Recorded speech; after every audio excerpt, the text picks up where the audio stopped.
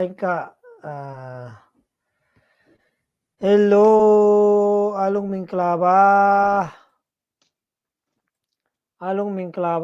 tela pecha ba di ma general live ka satin tholudo ma phit bare alung be tela pecha ba channel Facebook ကနေအရင် sharing လုပ်ကြည့်မယ် hello အားလုံးမင်္ဂလာပါတက်လာပေးကြပါအားလုံးတက်လာပေးကြပါ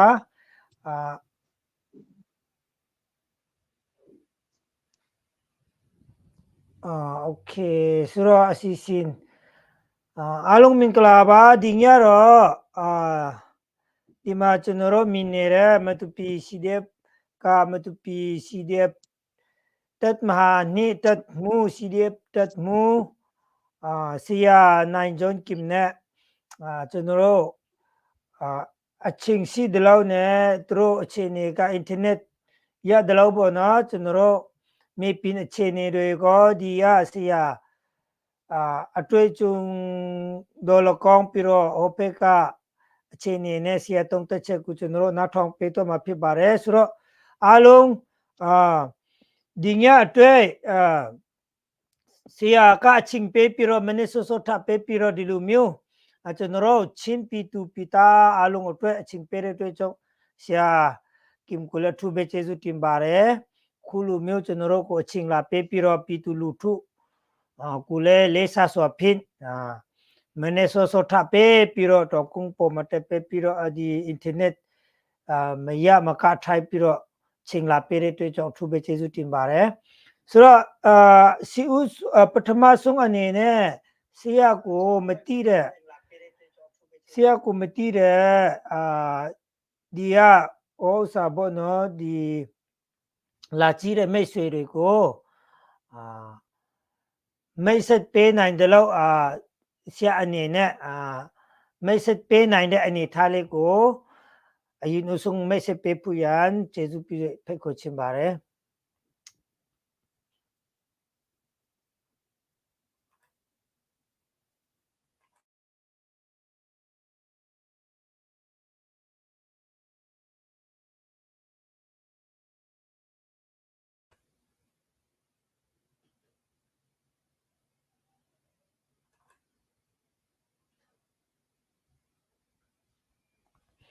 လိုင်းခဏကြာနေတယ်ကျေးဇူးပြုရတိခံပြီးတော့ဆောင်ပေးကြပါသူတို့ဘက်ကလိုင်းကဟ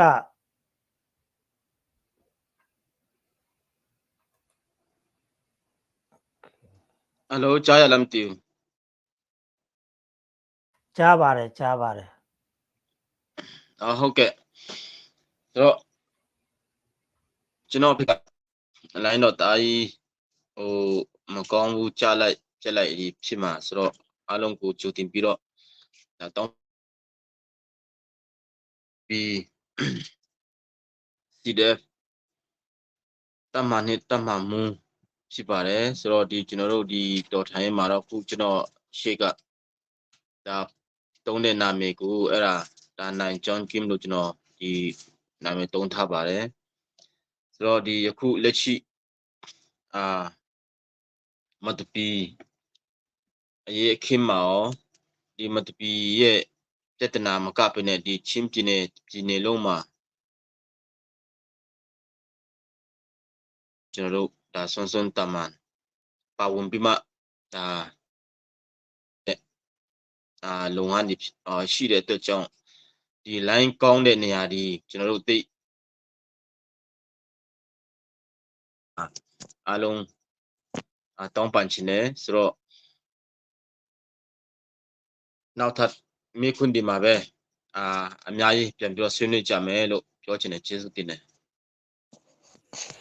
အထူးပဲကျေးဇူးတင်တယ်ကိုနိုင်ဂျွန်ကင်ကိုအထူးပဲကျေးဇူးတင်တယ်ပြီးတော့ကိုနိုင်ဂျွန်ကင်ရဲ့ဒီပြောဆိုမှုကိုနားထောင်ချင်တဲ့လူတော်တော်များလို့ request လုပ်နေလို့ internet မကောင်းမှတိပေမဲ့ကျွန်တော်လည်းစူးစမ်းပြီးတော့အားတော့နာတယ်ပြန်လေပြီးတော့စစ်တွေဒါပါလို့အထူးပဲကျေးဇူးတင်ပါတယ်ခုလူပြည်သူတွေကို အားပေးမဲ့စကားလာပြောပြဖို့ရအချိန်ပေးတဲ့အတွက်ကြောင့်ဆိုတော့ပထမဦးဆုံးအနေနဲ့ဒီဆရာတို့ရဲ့အခုလက်ရှိအခြေအနေပတ်ဝန်းကျင်ရဲ့အခြေအနေကို update လုပ်လို့ရမလားအခြေအနေစူးသလားကောင်းသလားပေါ့နော်တိုက်ပွဲအခြေအနေမှအစပေါ့ဒီဆရာတို့နေတဲ့အခုလက်ရှိအခြေအနေပတ်ဝန်းကျင်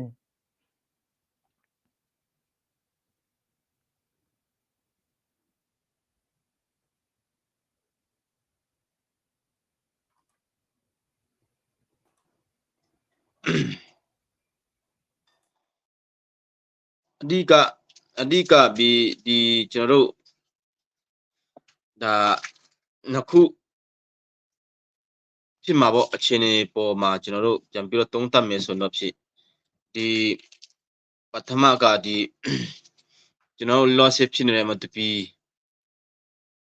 ဒါအခြေအနေဖြစ်လိမ့်မယ်ပြီးတော့အခုကျွန်တော်တို့ချင်းပြည်နယ်မှာဒီတိုက်ပွဲပေါ်ဆောင်နေတဲ့ဒီထန်တလန်နဲ့ဟာခါကြားဖြစ်မှာပေါ့ဆိုတော့အားလုံးကျွန်တော်တို့တီးတဲ့အတိုင်းပဲဒီထန်တလန်နဲ့ဟာခါကြားတော့အကြားတော့ကျွန်တော်တို့ဒီဆိုတော့ကျွန်တော်တို့မတူပီဖက်ကလည်းရှိတယ်ဆိုတော့ဒီအားလုံးသိမြင်ကြတဲ့အတိုင်းပဲဒီကျွန်တော်ဒီလူတမမို့တန်ရာရတယ်ပြီးတော့ရေးပေါ်တယောက်လည်းကျွန်တော်ဟိုမှာတန်ရာရတာရှိတယ်ဆိုတော့အမြဲတမ်းတန်ရာရတာဒီတော့ဒီရှိတယ် just ရှုံးလည်းရှိတယ်ဆိုတော့ကျွန်တော်တို့ရယူတဲ့ဟာလည်းများတယ်ပေးဆက်ခဲ့တဲ့ဟာလည်းများတယ်ဆိုတော့ဒီနေရာကကျွန်တော်တို့ဒီအမြန်ဆုံးဒီကျွန်တော်တို့ဒီတပ်ဖွဲ့တွေနဲ့အမြန်ဆုံးဒီထန်တလန်ကိုအမြန်ဆုံးရရှိနေအောင်ခုစ조사နေတယ်မကြခင်မှာပဲကျွန်တော်တို့ဒါတရင်ကောင်းဒီဒါလာတော့မှာပါဆိုတော့ကျွန်တော်တို့အခုကန်လှန်ထားတဲ့အရာတွေရှိတယ်ဒီကျွန်တော်တို့ဒီတိုင်းဆက်တိုက်ပြီးမှအဲ့ဒီစစ်ခွေးတွေလည်းအကုန်လုံးတေတာထက်စီတယ်ဝင်ပေးကြဖို့ဒီဘက်ကဒါဆက်လက်တောင်းဆိုတဲ့ဟာတွေရှိတယ်ကျွန်တော်တို့ request လုပ်တဲ့ဟာတွေရှိတယ်ဆိုတော့ဒီကျွန်တော်အချိန်အကန့်အသတ်တစ်ခုပဲကျွန်တော်တို့ဒီ request လုပ်ပေးမှာပါဆိုတော့ CDM ဝင်ဖို့ကျွန်တော်တို့လက်နဲ့ချဖို့အချိန်အကန့်အသတ်တစ်ခုပဲပေးပြီးမှကျွန်တော်တို့ဒီကန်လှမ်းမှာဆိုတော့ချက်ဆက်ဒီဟာကအဆင်မပြေဘူးဆိုတော့ကျွန်တော်တို့ဒါလုံးဝတိုက်ပြီးမှမရမကကျွန်တော်တို့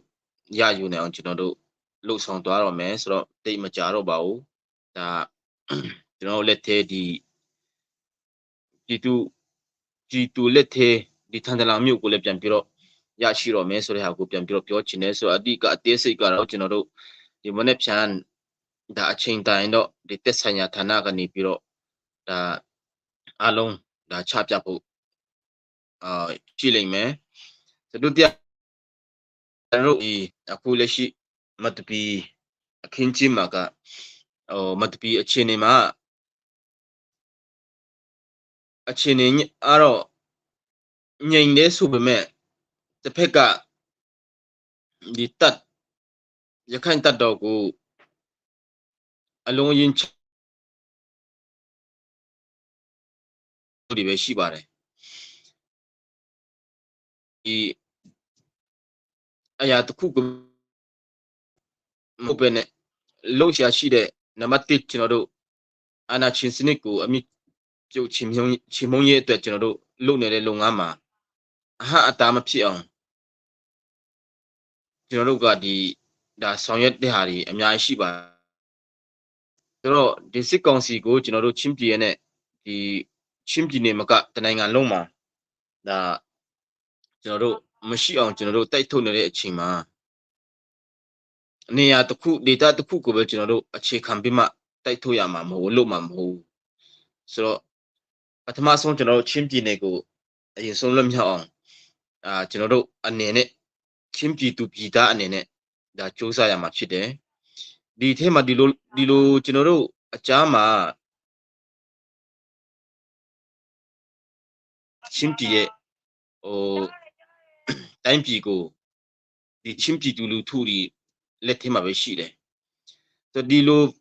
ဖော်ဆောင်နေတဲ့အနေအရာမှာချင်းပြည်ရဲ့အနာဂတ်ကိုဖော်ဆောင်နေတဲ့နေရာမှာအကြားမှာအနှောက်အယှက်ဝင်ရောက်ဆွတ်ဖက်တဲ့အဖွဲ့အစည်းအားလုံးကိုလည်းကျွန်တော်တို့ဒီဒါ ရှင်းထုတ်ရမှာပဲဆိုတော့ ယခုမတူပီကိစ္စမှာလည်းဒီအခြေအနေနည်းနည်းတစ်ဖက်ကမကောင်းတဲ့ဟာဒီမဖြစ်တဲ့အရာတွေအများကြီးဖြစ်ခဲ့လို့ဒါဝမ်းနည်းရှာတော့ကောင်းတယ်ဆိုတော့ကျွန်တော်တို့ယခုလက်ရှိမတူပီမှာက AAD ကမြုပ်နေအဝေးမှာကျေးရွာနဲ့အဝေးမှာမတူပီမြုပ်နေထဲဝင်လို့မရအောင်အကုန်လုံးတတ်ချထားပြီးမှအတွင်းမှာကြိုက်တယ်လို့ဒါစီယုံရေးတွေလို့ဖွေစီးတွေဖွေလက်နဲ့ချင်းချောက်ဒီအရာတွေကိုခုချိန်ထိဒါကျူးလွန်နေစီထိတော့တချို့နေရာဒါဘယ်လိုပြောမလဲဒီ AAD ကိုခေါ်တာတော့မရှိပေမဲ့ဘေးမှာရွာဘေးမှာဒီလမ်းကြောင်းတွေကိုအကုန်လုံးတော့ဒီမှာပိတ်ခိုင်းပြီးမှသူတို့နေခိုင်းတယ်စီဘီဖွေရအခုဒါဘယ်လိုပြောမလဲစီယုံရေးဒီကျေးရွာတိုင်းမှာစီယုံရေးလုပ်နေတယ်အစည်းအဝေးကြီးလုပ်တယ်ဆိုတော့သူတို့ဖက်ကနည်းနည်းပါးပါးကျေးရွာတရွာမှာသူတို့ဖက်ကိုနည်းနည်းပါးပါး၄-၅ဦးပါတဲ့ကျေးရွာတွေဆိုတော့အတင်းအဓမ္မဒါထောက်ခံခိုင်းတဲ့ဟာတွေ CB တည်တယ်ဆိုတဲ့ဟာကိုအများအားကျွန်တော်တို့တည်င်းရတယ်ဆိုတော့ဒီအရာတွေရှိနေတွေ့ကျွန်တော်တို့ဆောနာပြောတဲ့အတိုင်းပဲ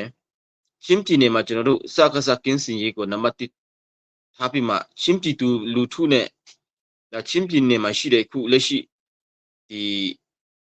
လက်နက်ကန်တပ်ဖွဲ့တွေနဲ့ပူးပေါင်းပြီးမှကိုကျွန်တော်တိဆောက်မှာဖြစ်တဲ့အတွက်ကြောင့်ဒီတိဆောက်ရေးမှာသွေးနဲ့ရွှေနဲ့အသက်နဲ့ပေးပြီးမှတိဆောက်တဲ့အချိန်မှာဝင်ရောက်နှောက်ယှက်ပြီးမှစိတ်ဝမ်းကွင်းအောင်ချင်းအချင်းစိတ်ဝမ်းကွင်းအောင်ချင်းအချင်းမုံတီးအောင်အားပေးထမြောက်တဲ့ဘေးအဖွင့်ရှိမဆိုကျွန်တော်တို့ကဒါ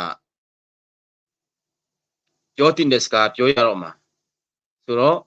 ဒီနံပါတ်1ခုနပြောသလိုကျွန်တော်တို့ကလက်နဲ့ရင်ပြောမလားစပွေးပေါ်ရင်ပြောမလားဒါပဲရှိတယ်ဆိုတော့ဒီနလမ်းပဲရွေးရမှာဆိုတော့သူတို့ရွေးတဲ့လမ်းကဒီမူတီမှာပေါ့ဟောအကန်တခုပဲကျွန်တော်တို့လုပ်မှာဒီမတူပီမြုပ်ဒီဘယ်သူမှမပိုင်ဘူးရှင်းပြည်သူလူထုအားလုံးပိုင်တယ်လို့မတူပီပြည်သူလူထုအားလုံးကပိုင်တယ်တူတယောက်ရဲ့လူမျိုးတမျိုးကလက်တဆုပ်စာလူမျိုးတွေမတူပီမြုပ်မဟုတ်ဘူးဆိုတော့တစ်ဖက်ကဒီလှုပ်တဲ့အရာတွေကိုကျွန်တော်တို့ပြန်ပြီးတော့တုံ့ပြန်မယ်ဆိုတော့မတူပီကနှစ်ချမ်းကွေးပြီးမှမြုပ်တစ်ဖက်ကမြုပ်တစ်မြုပ်ကိုပြန်ပြီးတော့မြုပ်တစ်ကိုပြန်တီးဆောက်ရမယ်သဘောမျိုးတော့ရှိပါတယ်အထီတော့ကျွန်တော်ဖြစ်ရှင်နဲ့ဒါလွတ်ပေးထားတဲ့စစ်ချစ်ရှင်နဲ့ကျွန်တော်တို့ကန့်ထမ်းတာလုပ်ပေးထားတယ်ဆိုတဲ့ဟာကိုဟုတ်ချင်စု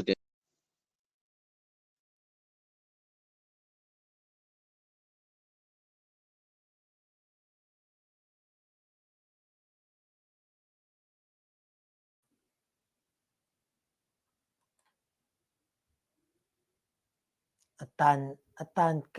မွတ်နေတယ်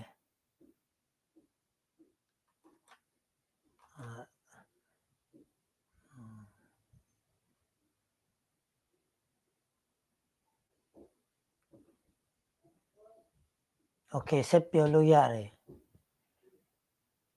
ဟုတ်ကဲ့ပထမမိခွန်းတော့ကျွန်တော်တို့ဒီပြီးပါပြီဟုတ်ကဲ့ကျေးဇူးအများကြီးတင်ပါတယ်ကြည့်စုနေတဲ့မိတ်ဆွေအားလုံးကိုလည်းစာရဖေးမျှဝေပြီးတော့ကူညီဖို့ရန်ဒီကနေ့ပြန်ပြီးတော့တောင်းဆိုချင်ပါတယ်ဘာကြောင့်လဲဆိုတော့ဒီမှာကျွန်တော်တို့မေပင်ပေါ်မှာအတက်ကိုရင်းပြီးတော့ချင်းပြီးချင်းလည်းအတွက်တာဝန်ထမ်းဆောင်နေတဲ့သူတွေကလည်းဒီမှာချင်းပေးပြီးတော့လာပြုတ်ပေးတဲ့အချိန်မှာကြည့်စုတဲ့မိတ်ဆွေအားလုံးကလည်းသူ့ကိုအပေးတဲ့အနေနဲ့ချင်းပြီးချင်းလည်းအတွက်ပါဝင်တဲ့အနေနဲ့စာရဖေးပြန်ပြီးတော့အပေးချက်ပါသူတပြင်းအခုလိုစေမှာစီရတော့နေတဲ့နေရဝင်းကျင်မှာပေါ့နော်အဲ့ဒီနေရဝင်းကျင်မှာ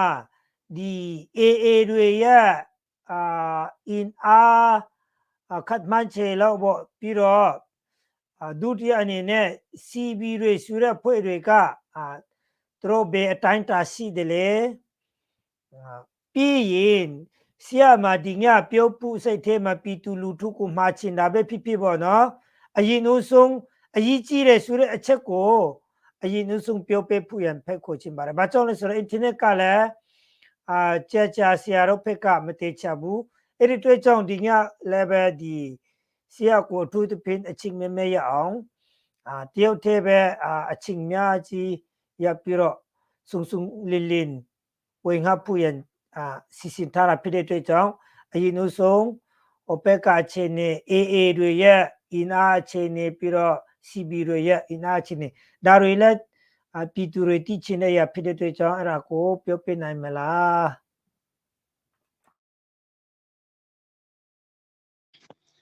ဆိုတော့လက်နဲ့ကင်တွေကလက်နဲ့ကင်တွေကပဲလက်နဲ့ရဲ့အကြောင်းကအတိဆုံးဖြစ်လိမ့်မယ်ဆိုတော့ဒီကျွန်တော်တို့ဒီဟာကဘယ်လောက်ရှိတယ်လဲဘာညာဆိုတဲ့ဟာဒီကျွန်တော်တို့ဒီခမန်းလို့ရတာပေါ့ဒါပေမဲ့တစ်ဖက်ကကျွန်တော်တို့ဒီအများကြီးတော့ဒါပြောရှာတော့မရှိဘူးဆိုတော့လက်နဲ့ခံချင်းပြောတဲ့စကားတွေမပြောတဲ့စကားတွေလည်းရှိတယ်လို့အခုလောလောဆယ်မတပီမှာရှိပါတယ်ဘာဖြစ်ကျွန်တော်တို့ဒီ150ကြားမှာတော့သူတို့တတ်ချသေးတယ်လို့ကျွန်တော်တို့ဒါခမန်းလို့ရတယ်ဆိုတော့ဒီကျွန်တော်တို့မတပီရဲ့ကိစ္စမှာဘာဖြစ်လို့ယခုချိန်ထိရှိသေးတယ်လဲဆိုတော့အေရတိုက်ဖို့ပဲဘာညာဆိုတဲ့ဟာတွေကဒါအရင်ကလည်းသူတို့ပြောတာပေါ့ကျွန်တော်ဒီမတပီကိုမယ်ဆိုတဲ့ဟာတွေတော့ရှိတာပေါ့ဒါပေမဲ့အခုချိန်ထိမပြန်တာအမှန်ကဘသူကြောင့်ရမဟုတ်ဘူးဒါ CB ကြောင့် CB ဘာဖြစ်လို့သူတို့ကအခုချိန်ထိတတ်ချခိုင်းလဲဆိုတဲ့ဟာကပြန်ပြီးတော့ပြောမယ်ဆိုတော့ CB ကငကိုကလေးက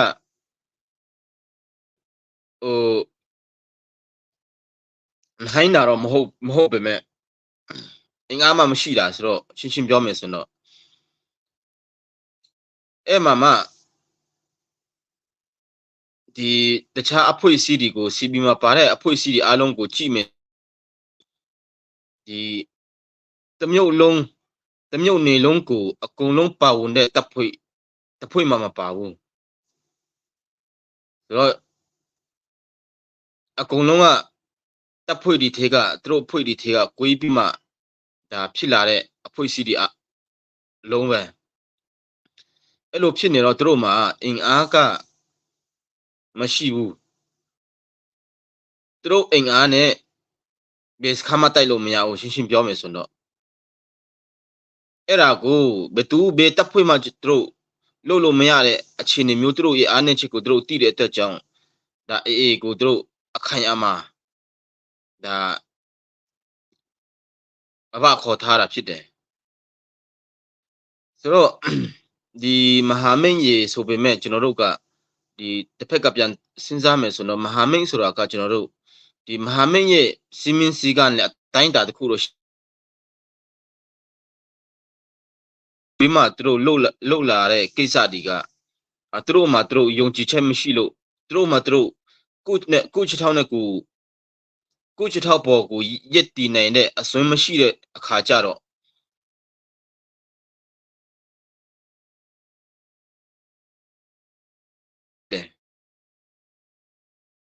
ဆိုကိုချထောက်ပေါ်ကိုရက်တည်နိုင်တဲ့တပ်ဖွဲ့ရဘယ်တပ်ဖွဲ့မဆိုမဟာမိတ်အစ်စ်လောက်ပဲသူတို့အကုန်လုံးထားပါတယ်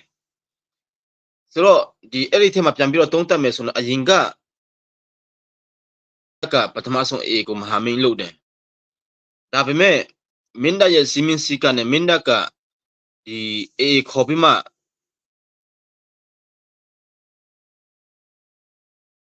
ကယခုချိန်ထိတော့မရှိသေးဘူးပေါ့ ဆိုဖြစ်လာနိုင်သေးတာပဲဒါပေမဲ့ပြောလို့တော့မရအောင်ယခုချိန်ထိမရှိဘူးအဲ့ဒါဘာကြောင့်လဲဆိုတော့ယခုချိန်ထိကိုဟာကိုလုံနိုင်သေးတယ်မဟာမိတ်မလို့သေးကိုဟာကိုလုံနိုင်သေးတယ်ဆိုတော့ဒီကိုရဲ့လက်နဲ့ကင်ကိုရဲ့အဖွင့်စည်းကိုဒီယုံကြည်မှုရှိတာပေါ့ဆိုတော့ကျွန်တော်တို့တခြားနေရာတွေမှာဒီစင်ထိဖြစ်လာပြီးမှလက်နဲ့ကင်လာပြီးမှစီလုံးမှုကိုရှေ့ရှုပြီးမှလုပ်ရင်တော့ကျွန်တော်တို့ကမဟာမိတ်ရေလို့ကျွန်တော်တို့မလို့ပါဘူးရှင်းပြည်နယ်မှာရှိတဲ့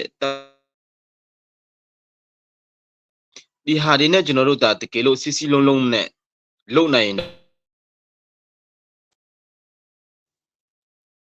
မြန်မာနိုင်ငံရဲ့ထွက်ထိပ်ထိတော့ရှိတယ်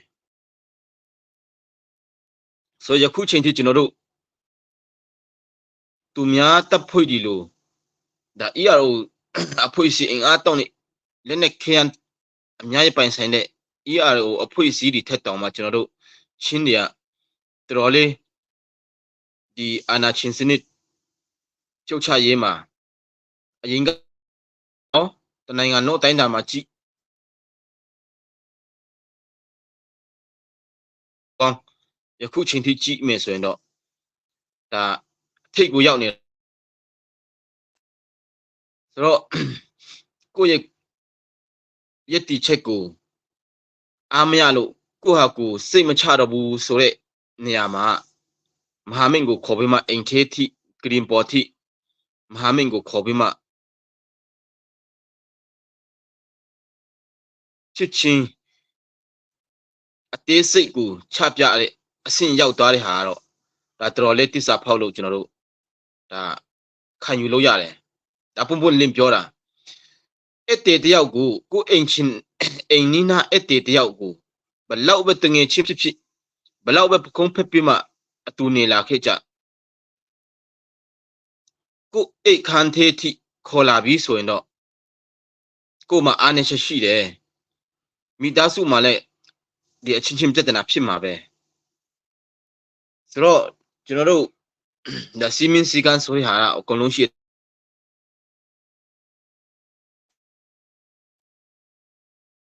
ကိုအိမ်နီးနာချင်းဆွေမျိုးဆိုရဟာလည်းစီမင်းစီကန်ရှိတယ်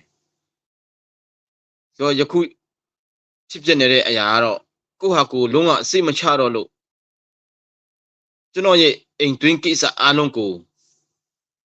တငယ်ချင်းကိုအသေးစိတ်ချပြတဲ့ဟာကတော့ကိုရဲ့ဒါခေါ်လာပေးပြီးမှအိမ်သေးမှာအိမ်တွင်းမှာမဖြစ်တဲ့ပြဿနာတွေဖြစ်အောင်ဖန်တီးတဲ့အခြေအနေမျိုးကိုတို့ဖန်တီးသွားတာဆိုတော့ဒီကိစ္စကိုကျွန်တော်တို့ချင်းပြည်နယ်မှာရှိတဲ့ခုအေးနဲ့ကိစ္စမနေ့ကဆန္ဒပြတာတွေမစိုးတော့မစစ်ဘေးချောင်တွေကလှုပ်သွားတာရှိတယ်ဒီဟာတွေအားလုံးကိုကျွန်တော်တို့မဲဆိုရင်တော့တင်တာဒီတစ်ဖက်ကပြန်စဉ်းစားမယ်ဆိုတော့ဒါချင်းဒီရဲ့မစည်းလုံးနိုင်တဲ့အလုံးကိုကဘာမှာချပြတယ်လို့ဖြစ်တယ်ဆိုတော့ဒီဟာကဘယ်သူကစပြီးမှလှုပ်တယ်လေဆိုတဲ့ဟာကိုလည်းအားလုံးဒါကိုဟာကိုဒါလက်ပြလုံရင်တော့ကောင်းတာပေါ့တော့ပြည်သူရဲ့လိုအပ်ချက်ဒီပြည်သူရဲ့ဒါတောင်းတချက်ဒီအခုကျွန်တော်တို့ကလစ်လျူရှုပေးတယ်လို့ဖြစ်သွားတယ်တော့ကျွန်တော်တို့ကတော့အမြဲတမ်းပြည်သူဆန္ဒမပါဘဲနဲ့ဘာမှမလုပ်ချင်ဘူးပြည်သူဆန္ဒမပါဘဲနဲ့ပြည်သူနဲ့တရားတည်ဖြစ်မှပြည်သူနဲ့ဒီစိတ်ချင်းတူမှလုပ်ရမှာဖြစ်တယ်ပြည်သူအုပ်ချုပ်ရေးကစားဒီဟာကပြည်သူနဲ့တရားတည်ချင်းနိုင်ငံရဲ့ကစားကျွန်တော်ချင်းပြည်ဘလို့တိဆောက်မလဲဆိုတဲ့ဟာဒီအများဆန္ဒနဲ့ပြည်သူနဲ့လုပ်ပြီးမှခေါင်းဆောင်အဖွဲ့အစည်းတွေနဲ့ကျွန်တော်တွားပြီးမှဒီချက်ဆက်တွားရမှာဖြစ်တယ်ကိုလိုချင်တဲ့အရာတစ်ခုကိုပဲချက်တန်းတင်ပြီးမှလုပ်ရင်တော့ဒီဟာကဒါအကြီးလမ်းမှားသွားနိုင်တယ်အမျိုးသားရေးစင်ထိဒီကျွန်တော်တို့ဒီဆောက်နိုင်မှာမဟုတ် ခုချိန်ထိလည်းမတီဆောက်နိုင်ဘူးချင်းပြည်နယ်ကဒီဟာကဘာကြောင့်လဲဆိုတော့ငါဆိုတဲ့စိတ်ဓာတ်ဒီအားလုံးကဒီချင်းဒီအရောက်စီတိုင်းမှာရှိတဲ့အတွက်ကြောင့်တချို့လူတွေကအမျိုးသားရေးကိုဟို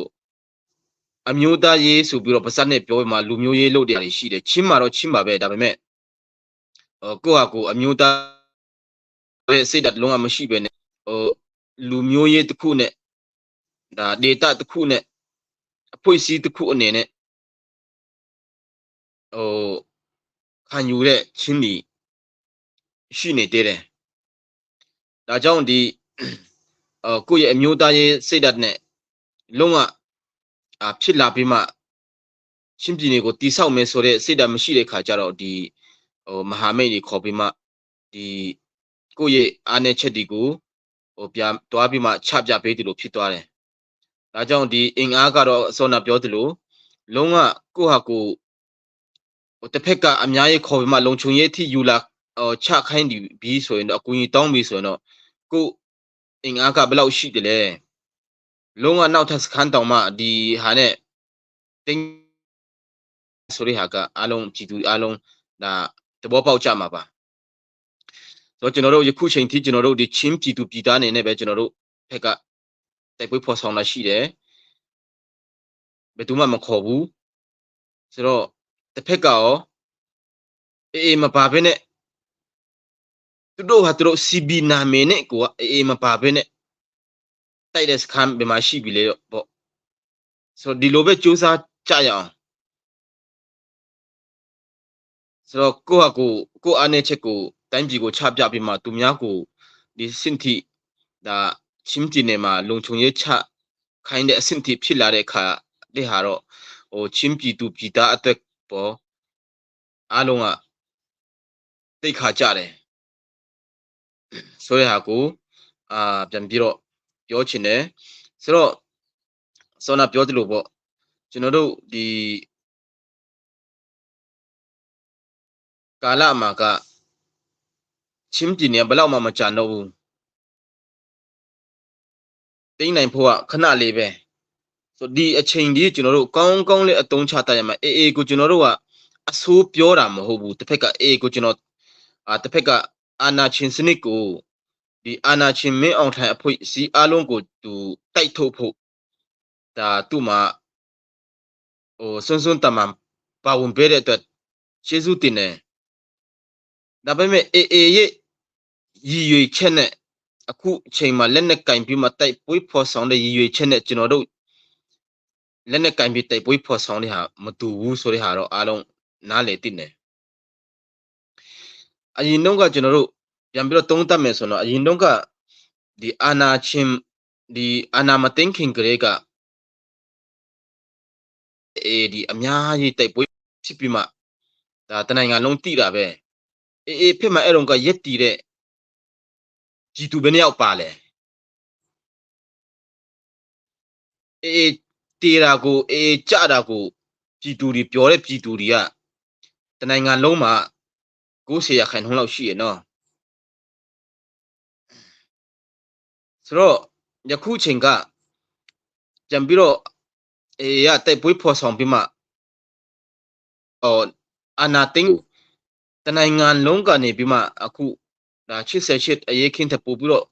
ဒါထိရောက်စွာလုံနိုင်တယ်ဆိုတဲ့ဟာကိုတိတဲ့ခါကျတော့ပူပေါင်းတိုက်ခိုက်တဲ့အခြေအနေမျိုးတို့အတွက်အရာအခွင့်အရေးအာနာမသိန်းနဲ့တို့တိုက်မှာပဲဆိုတော့ရှင်းပြောမယ်ဆိုတော့တို့ရဲ့ရည်ရွယ်ချက်ကအကောင်းကောင်းတိတက်ဖို့လိုတယ်အခုချင်းပြည်နယ်မှာကကျွန်တော်ချင်းတွေကပြည်သူအားလုံးကပါဝင်ပြီးမှစွန်းစွန်းတမန်တိုက်ခိုက်တယ်ယခုချိန်ထိကွာဟမှုလည်းအများကြီးရှိတယ်တူလည်းမတူဘူးတပ်ဖွဲ့လည်းမတူဘူးရည်ရွယ်ချက်လည်းမတူဘူးနဲ့တခုကကျွန်တော်တို့မကြိုက်တာတခုဘာလို့ဆန္ဒအဖော်ထုတ်ကြတယ်လဲဆိုတဲ့ဟာတခုကရှင်းပြောမယ်ဆိုတော့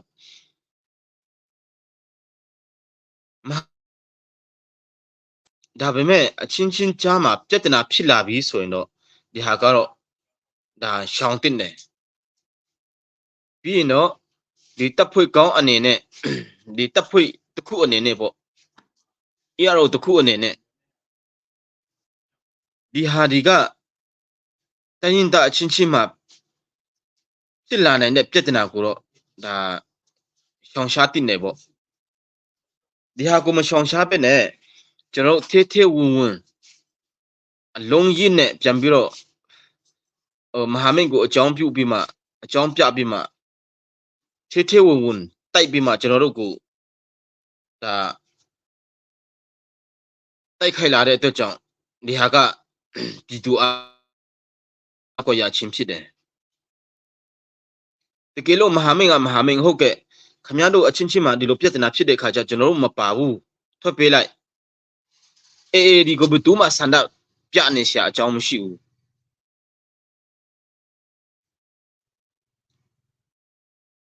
ဘယ်သူမှလည်းကန့်ကွက်ရှာအကြောင်းမရှိဘူးဟုတ်ကဲ့တိုက်ပွဲမရှိတဲ့ဒီကျင်တွေးမှာရောစခန်းသိမ်းတိုက်ပွဲဖော်ဆောင်တယ်ဘယ်သူကသူ့ကိုသူတို့ကိုဆန္ဒပြလဲမပြဘူးပြည်သူ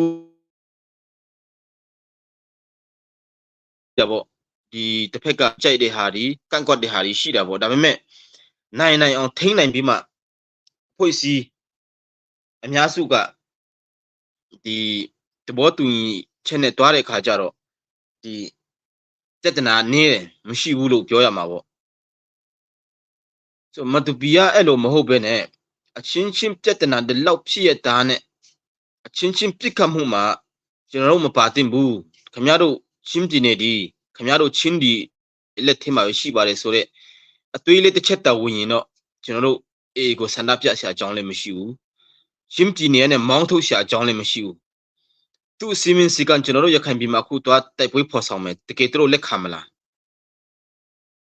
ဒါမေခွန်းထုတ်ဆရာပဲတော့ပြောချင်တာကဒီအေရဲ့မုံတီးရဲ့ကိုတစ်ဖက်တက်ကျွန်တော်တို့မုံတာမဟုတ်ဘူးနီလန်းကမမှန်တဲ့ခါကြတော့တစ်ဖက်လူကိုတိုင်းတာချင်းချင်းကိုဒါခယူးမဆိုင်တဲ့အနေထားမျိုးနဲ့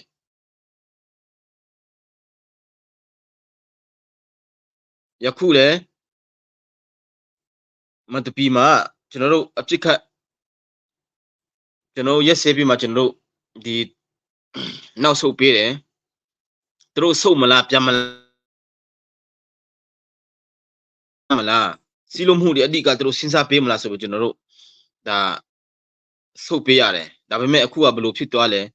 ပြည်သူတွေရဲ့ဟိုလက်နဲ့ဒူမီတနတ်တီအကုန်လုံးတိမ့်ပေးတယ်ပြည်သူတွေရဲ့စစ်ချောင်တဲ့နေရာတွေထိသွားပြီးမှဒါအိမ်မွေးတိရစ္ဆာန်တွေအကုန်လုံးတတ်စားပေးတယ်ဆိုပြည်သူတွေကိုအတင်းအဓမ္မဒါစစ်ချောင်ကနေအိမ်ပြန်ခိုင်းတယ်ဆိုတော့တချို့နေရာမှာဆိုတော့ပြည်သူတွေကိုအပြင်မှာမိုးရွာထဲမှာဒီစစ်ချောင်တဲ့နေရာမှာနေခိုင်းပြီးမှဒီရက်ခိုင်းပြီးမှသူတို့က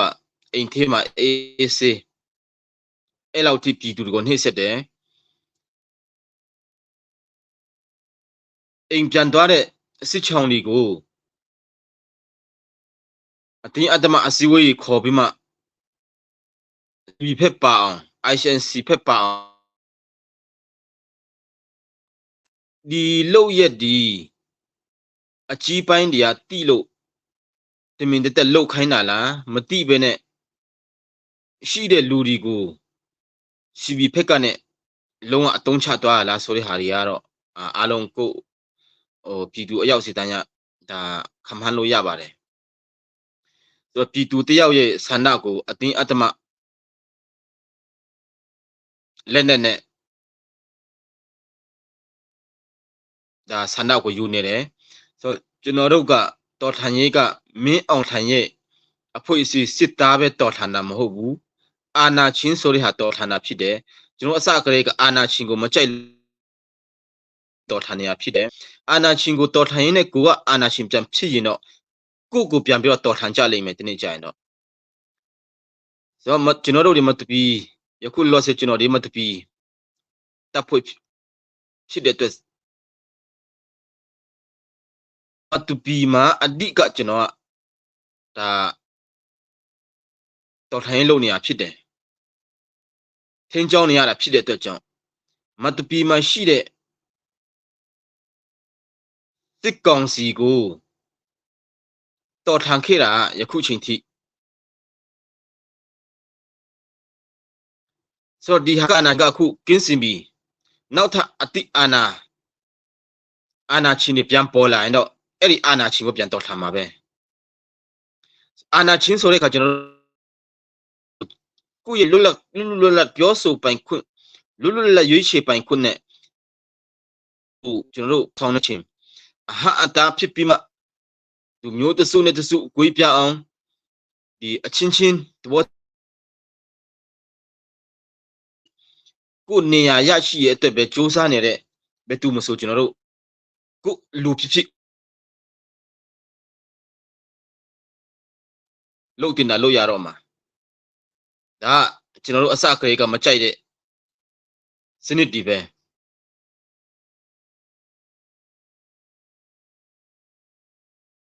တပြင်းနေလို့ပဲအာနာချင်းစနစ်ကိုကျွန်တော်အပြည့်ပြတ်တိုက်ထုတ်မယ်တော်ထားမယ်အာနာချင်းစနစ်မင်းအောင်ထိုင်ရဲ့အာနာချင်းစနစ်ဒီစစ်ကောင်စီတွေကိုကျွန်တော်တို့တော်ထိုင်ရင်နဲ့ကိုကအာနာချင်းပြန်ဖြစ်တော့ကိုပါပြန်ပြီးတော့တော်ထားမဲ့လူရှိမယ်ဆိုတဲ့ဟာတော့အမြဲတမ်းဒါတတိယဖို့လိုမယ်တော့ပြည်သူတွေကအခုလက်နဲ့ရှိကျွန်တော်လက်နဲ့ကင်တုံးမှာပြည်သူတွေကိုကြိုက်တယ်လို့လုပ်လို့ရတယ်တွားဆိုတွားခိုင်းလို့ရတယ်ထဆိုထခိုင်းလို့ရတဲ့အခြေအနေမျိုးတစ်ဖက်ကဖန်တီးတဲ့ဟာတွေအရင်ဝမ်းနေဖို့ကောင်းတယ်တနေ့ပြည်သူကလွတ်လပ်စွာဆန္ဒဖော်ထုတ်နိုင်တဲ့ခွင့်ကိုပြန်ပြီးတော့ရရင်တော့ခမရယခုချိန်ထိအသက်ပေးတာတွေခြေလက်တစ်ဖက်ပေးတာတွေယခုချိန်ထိမိဘနဲ့ကိုယ်ပြီးမှတောထဲမှာနေရတဲ့တော်ထိုင်ရင်လုံနေရတဲ့အခြေအနေမျိုးတွေမနေ့ဖြန်အလကားဖြစ်ကုန်လိမ့်မယ်ဒါကျွန်တော်တို့ဒါတပ်ဖွဲ့တွေကတတိထားဖို့ဆိုတော့ကျွန်တော်တို့ပြည်သူနဲ့တသားတည်းအများပြည်သူလိုအပ်တဲ့ဟာတွေကျွန်တော်တို့လိုရပြည်သူဆိုတဲ့အခါငါဥကိုပြပြီးမှဒါဟာလည်းပြည်သူလို့ဒါမပြောကောင်းဘူးတစ်ဖက်ကလှုပ်တဲ့အရာတွေကတချို့လူတွေကညစ်ပြည်သူ၄-၅ဦးကိုဒါ1000ရှိတဲ့ပြည်သူထဲမှာ100လောက်ပြပြီးမှပြည်သူပါဆိုပြီးမှဒီလှုပ်တဲ့အဖွေရှိလည်းအများကြီးရှိတယ်ဆိုတော့ဒီဟာတွေကိုပြည်သူအားလုံးကအယုံကြည်မှုအများကြီးမရှိအောင်တော့လိုလိမ့်မယ်အများကြီးစဉ်းစားဖို့တော့လိုလိမ့်မယ်ဆိုတော့ယခုခေတ်မှာကသတင်းမီဒီယာကိုမီဒီယာနဲ့ပြီးတော့နိုင်ငံရေးဖော်ဆောင်လို့မရဘူးတစ်ဖက်ကရှင်းပြောမယ်ဆိုတော့စီးလုံးမှုဖော်ဆောင်လို့မရဘူးမီဒီယာကိုတအားပြီးမှအတုံးချပြီးမှရှင်းပြတာဒီယုံကြည်မှုယူတာဒီကဒါသတင်းတစ်ခုလိုပဲတတ်မှတ်ပြဖို့ပြည်သူအလုံးကိုပြောချင်တယ်ဆိုကျွန်တော်တို့ဖက်ကနေတော့ယခုချိန်ထိဘယ်တော့မှသတင်းအများသတင်းစာရှင်းလင်းပွဲဘာတွေ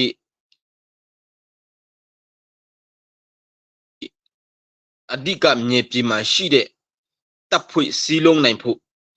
ရှင်းပြည်သူပြည်သားအားလုံးနဲ့တသားတည်းဖြစ်နေအောင်စီးလုံးနိုင်ဖို့ကိုပဲကျွန်တော်တို့ရည်ချက်ရှိပါတယ်သတင်းမီဒီယာနဲ့တစ်ဖက်က lobby တွေအတုံးချပြီးမှလုပ်တာကျွန်တော်တို့လုပ်မှာမဟုတ်ဘူးဆိုတော့ก็ပြန်ပြီးတော့ပြောချင်တယ်ဆိုတော့နံပါတ်2အနေနဲ့ဒါ AA နဲ့ဒီကွာချမှုဒီကျွန်တော်တို့အများကြီးပြောလာတယ်ချင်းပြည်နယ်မှာ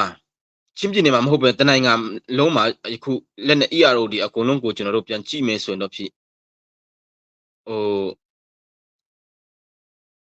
လက်နဲ့ကင်တစ်ခုကလက်နဲ့ခရမ်းဒီဘယ်လိုလွယ်နဲ့လေးနဲ့ရတယ်လဲဆိုတဲ့ဟာတွေကဒါအရေးကြီးဆုံးပဲဘယ်လိုကြောင့်ဆိုတဲ့ဟာကဒါကျွန်တော်တို့အဖြေချမဲ့ဒါနားလေတဲ့လူအလုံးကနားလေCNFD ချင်းပါရှိတဲ့ CNFD အနှစ်30လုံးမှာ တစ်ဖက်ကစင်နေစင်နေပြီးဖက်က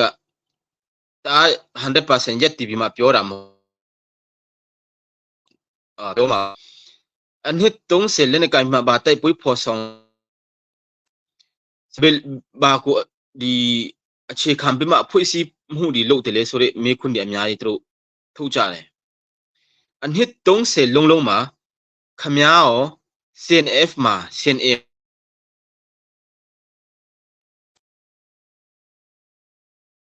တို့ကျွန်တော်ချင်းပြည်ရဲ့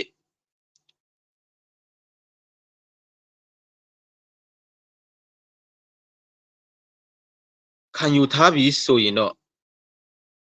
ကိုအမျိုးသားတမတော်ကိုတန်ရချုပ်ရှာပြီးမှလုပ်တဲ့ဟာကဒါတစ်ဖက်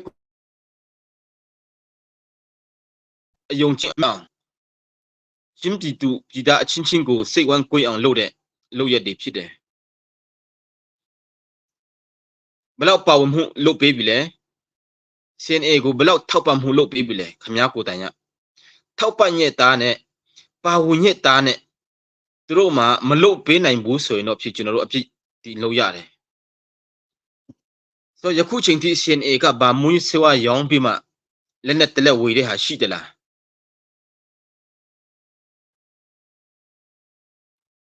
အဓိကအားလုံးတည်ရနိုင်ငံခြားမှာနေတဲ့ချင်းပြည်သူပြည်သားအားလုံးကနေပြီးတော့ကူညီပံ့ပိုးခဲ့တဲ့လက်နဲ့ခရနဲ့ယခုချိန်ထိကျွန်တော်တို့စစ်ကောင်စီကိုတိုက်နေတာဒီလိုပဲတခြားတပ်ဖွဲ့တွေစီတပ်တပ်ဖွဲ့တွေအားလုံးကြည့်ထားဘင်းရောင်းမှမွေးဆွာရောင်းပြီးမှလက်နဲ့ဝေတဲ့တပ်ဖွဲ့မရှိဘူးချင်းပြည်နယ်မှာအားလုံးကို spotting ကနေနိုင်ငံခြားမှာရောက်နေတဲ့ကိုလူမျိုးတွေကထောက်ပံ့ပြီးမှရတဲ့ငွေနဲ့လက်နဲ့ဝေပြီးမှကျွန်တော်တို့အာဏာချင်းကိုတော်လှန်ရတာဖြစ်တယ်ဆိုတော့အခုကျွန်တော်တို့ကင်နေတဲ့လက်နဲ့ဒီပြည်သူလို့ကျွန်တော်တို့မှတ်ယူလို့ရတယ်ဆိုတော့ပြည်သူပေးတဲ့လက်နဲ့ဒီနဲ့ပြည်သူအပေါ်ကိုပြန်ချင်းချောက်ပြီးမှပြည်သူကိုပြန်ပြီးတော့အာဏာချင်းတဲ့ပေါ့ချင်းချောက်လိုက်တော့ဒါအဆိုးဆုံးပြဿနာပဲဆိုတော့တစ်ဖက်ကတပ်ဖွဲ့တွေကိုအားလုံးနားထောင်ပါမနေ့ကဒီအေရဲ့ထွက်ဆိုချက်အားလုံးဒီဆိုအရင်တုန်းကလက်နဲ့ကင်အားလုံးဒီဘေကနေဘယ်လိုအင်အားကောင်းလာခဲ့တယ်လေဝုံကနေစေစုတစုလောက်မှာအင်အားကောင်းလာတဲ့တပ်ဖွဲ့ရဲ့နောက်ကျောင်းကိုအားလုံးလေ့လာပါဘာနဲ့တိဆောက်ကြတယ်လဲဆိုတဲ့ဟာအားလုံးကတိကျမှာပါရှင်အေကချင်းပြည်နယ်မှာအတင်းအတ္တမစီယုံရေလုတ်ပြီးမှရှင်အေသေးကိုပါနိုင်အောင်လုတ်တဲ့မြို့ရှိသလားပေါ့ယခုချိန်ထိလုံးဝပါဝင်ညမယ်ဆိုတဲ့ဒီအရင်ကကျွန်တော်တို့အာနာမသိန်းခင်မှာအရင်ကကျွန်တော်တို့ဒါအဆုံးဖြတ်ချက်တော့ရှိပါတယ်ကြေးရွာတရွာမှာရှင်နေမှာဘယ်နှယောက်ပါရမလဲဆိုတဲ့ဟာကအရင်မှာရှိပါတယ်ဒါပေမဲ့ကျွန်တော်ဒီဆုံးဖြတ်ချက်ကဒီမှာအကောင့်တွေပေါ်တော့ကျွန်တော်အတင်းလို့တဲ့ပုံစံစုဆောင်ရေးလို့တဲ့ပုံစံမျိုးဖြစ်သွားမှာဆိုတဲ့အတက်ကြောင့်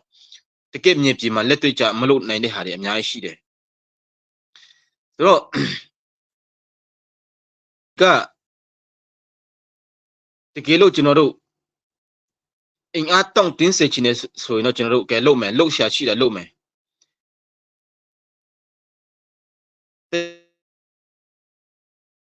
ရမယ်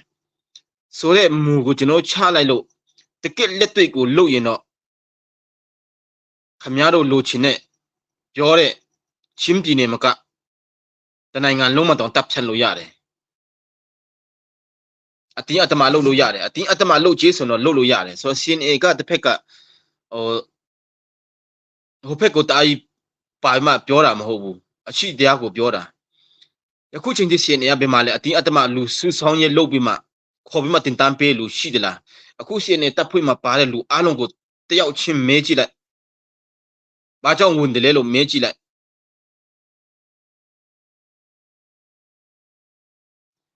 ယခုချိန်ထိ CNA က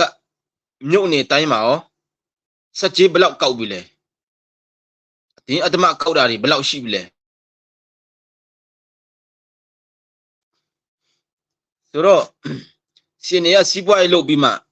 ဘယ်ဟာကိုစီးပွားရေးလုပ်ပြီးမှဒီမှာချင်းပြည်နေမှာရှိပြီလဲမရှိဘူးဒါပေမဲ့အဓိကပြည်သူတွေရဲ့မလိုအပ်တဲ့အရာကိုမလုပ်ဘူးကျွန်တော်တို့ဒီဖျားတရားတိတဲ့လူဒီခရစ်ယာန်တွေဖြစ်တဲ့အတွက်ကြောင့်ဖျားမကြိုက်တဲ့အရာတွေကျွန်တော်တို့မလုပ်ဘူးဒီတော်ထန်ရေးဒီအမျိုးသားတော်ထန်ရေးဒီရောအမျိုးသားရေးရောဖျားနဲ့အတူသွားပြီးမှဖျားလမ်းလူချင်းဖျားပြေးလေဆိုတဲ့ရည်ရွယ်ချက်နဲ့လုပ်တဲ့အတွက်ကြောင့်ကျန်တဲ့ဖျားမကြိုက်တဲ့တစ်ဖက်ကမွေးစေဝါနဲ့အင်အားဒီအင်အားတီဆောက်တာဒီမွေးစေဝါနဲ့ဒါလက်နဲ့ခဲရန်တီဆောက်တာဒီကျွန်တော်တို့ရှင်းနေရလုံးလုံးကရှောင်ရှားတယ်ဆိုတဲ့ဟာအားလုံးအတိပဲဖြစ်ပါတယ်ဒါကြောင့်ကိုမဟာမိတ်ကိုလည်းကျွန်တော်တို့အများကြီးတိဖို့ဒါကျွန်တော်တို့ဒါလေ့လာဖို့လိုတယ်ကိုမဟာမိတ်ကဘယ်လိုမျိုးလူစားလဲဆိုတဲ့ဟာကတိဖို့လိုတယ်ကျွန်တော်တို့ဒီချင်းဒီခရစ်ယာန်ဖြစ်တဲ့အတွက်ကြောင့်ကျွန်တော်တို့ ਨੇ အတူတကွပူပေါင်းနိုင်သလားအာနာချင်းစကိုကြည့်ပြီးမှမဟာမိတ်လောက်တာတော့တိတ်တော့သဘောမကျဘူးအဖက်ဖက်ကနဲ့ကျွန်တော်မဟာမိတ်တစ်ခုဆိုတာစဉ်းစားရမယ်ဒီမဟာမိတ်တွေကျွန်တော်တို့ကောင်းကျိုးရှိမလားဆိုးကျိုးရှိမလားကျွန်တော်တို့ ਨੇ ကျွန်တော်တို့ရဲ့ဘဝကိုရောဘယ်လိုတိဆောက်ပေးနိုင်မလဲဆိုတဲ့ဟာတိချင်းဒီရဲ့စီလုံးမှုကိုဘယ်လောက်ဦးစားပေးနိုင်မလဲဆိုတဲ့အထိမဟာမိတ်တစ်ခုဆိုတာကစဉ်းစားဖို့လိုတယ်တကယ်လို့အခုမဟာမိတ်ကချင်းဒီရဲ့စီလုံးမှုကိုမလိုလားပဲနဲ့တစ်ဖက်သက် CNF ကိုမုံပြီးခမရတို့ဒီမဟာမိတ်လို့မယ်ဆိုတော့အဲ့မဟာမိတ်ကကိုကပေါင်းတင်တလားလက်ခံတင်တလားဆိုတဲ့ဟာကကျွန်တော်အများကြီးစဉ်းစားဖို့လိုတယ်ရတယ်ကျွန်တော်တို့လုပ်လို့ရတယ်ဘယ်ကောင်နဲ့မဆိုကျွန်တော်လုပ်လို့ရမဟာမိတ်ဖွင့်လို့ရတယ်ကျွန်တော်တို့ဒီဟာနဲ့မဟာမိတ်ဖွင့်ခြင်းအဖြစ်ချင်းပြည်နယ်မှာဘာဖြစ်ဆောင်လိုက်မလဲရတယ်စခန်းတင်းတာတော့တင်းလို့ရပါတယ်ဟုတ်တယ်စစ်ကောင်စီလုပ်တင်းပေးမှာအဲ့ဒီနောက်ပိုင်းနောက်အကျိုးဆက်ကဘာရှိမလဲဆိုတဲ့ဟာတွေကနံပါတ်1ထားရမှာတော်ထိုင်လို့အလုံးနဲ့အနာကချင်းပြည်တွေနေတိဆောက်တဲ့အခါကျွန်တော်တို့ဒါချင်းပြည်နယ်လုံးကတိဆောက်နိုင်ဖို့ကကျွန်တော်တို့နံပါတ်1စဉ်းစားရမှာနံပါတ်2အာနာချင်းစနစ်ကိုကျွန်တော်တို့ပြန်ပြီးတော့စဉ်းစားရမယ်ပြောချင်တာကမဟာမိတ်တစ်ခုကိုကျွန်တော်ဖွင့်မယ်ဆိုတော့ဒီဟာကိုတွေ့ရမယ်ဆိုတဲ့ကျွန်တော်သုံးသပ်အချင်းဖြစ်တယ်ဒီအာနာချင်းစနစ်ကိုပထမနေရာမှာထားခဲ့လို့ချင်းပြည်ရဲ့စီးလုံးမှုကိုဒုတိယနေရာမှာထားရင်တော့ဖြစ်နေနေတော့ဒါလမ်းဟားလိမ့်မယ်ဆိုယခုဖြစ်တာကအေကကျွန်တော်တို့ရဲ့ချင်းအချင်းစီးလုံးမှုကိုခယူမဆိုင်ဘူးသူလိုချင်တဲ့လမ်းကြောင်းတစ်ခုကိုဒါသူခယူဆိုင်နေတဲ့အတွက်ကြောင့်အများကြီးဖြစ်လာတာဖြစ်တယ်တစ်ဖက်ကခေါ်တဲ့လူကလည်းချင်းအချင်းစီးလုံးမှုကိုမကြည့်ပဲနဲ့ကိုလိုချင်တဲ့ပြည်သူတွေကဘယ်လိုကျွန်တော်တို့ကိုယုံကြည်မှုပေးနိုင်မလဲကျွန်တော်တို့ဒီပြည်သူတွေကဘယ်လိုမျိုးထောက်ခံမှုရနိုင်မလဲဆိုတဲ့ဟာကိုအဓိကထားပြီးမှချင်းတဲ့အမေရချင်းဇောနဲ့လို့တဲ့အတွက်ကြောင့်ရှင်းတော့ကိုမစင်စားကြတဲ့အတွက်ကြောင့်ဒီပြဿနာကဖြစ်ရချင်းဖြစ်တယ် CB လည်းချင်းပဲ CC လည်းချင်းပဲဒါမဲ့ကျွန်တော်တို့အားလုံးဒီစုံမှတ်တစ်ခုကိုတော့ရှိရမယ်ဘယ်တော့မှမကိုဘူးချင်းနဲ့ရှင်းပဲဘယ်တော့မှ CB ကထွက်ပြီးမှဖြစ်နိုင်ဘူးကချင်ဖြစ်နိုင်ဘူးရခိုင်မဖြစ်နိုင်ဘူးတစ်လုံးတည်ရင်တောင်မှချင်းပဲဖြစ်မှာဆိုတော့ကျွန်တော်တို့ဒီစုံမှတ်ကိုတော့ဦးတည်ပြီးမှမဟာမိတ်ကိုလည်းလှုပ်တင်တယ်စုံမှတ်ကိုဦးတည်မှချင်းဒီရဲ့စုံမှတ်ကိုဦးတည်ပြီးမှကျွန်တော်တို့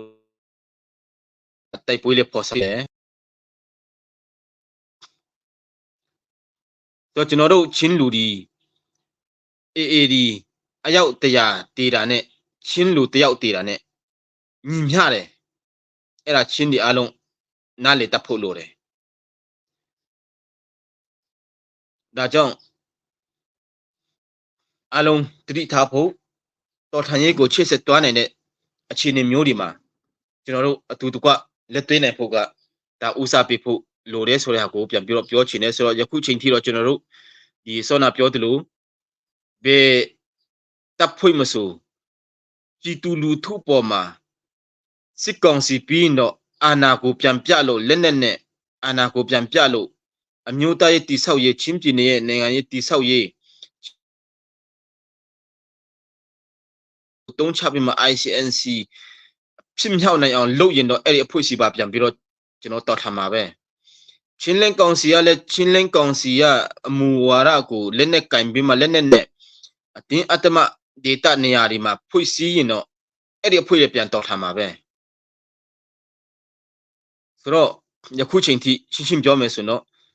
ချင်းလင်းကောင်စီကနဲ့တင်းထားတဲ့မြို့အားလုံးဒီမှာဘယ်တော့မှနောက်ထပ်မချဘူးပြည်သူတွေလွတ်လွတ်လပ်ချင်းနေလို့ရတယ်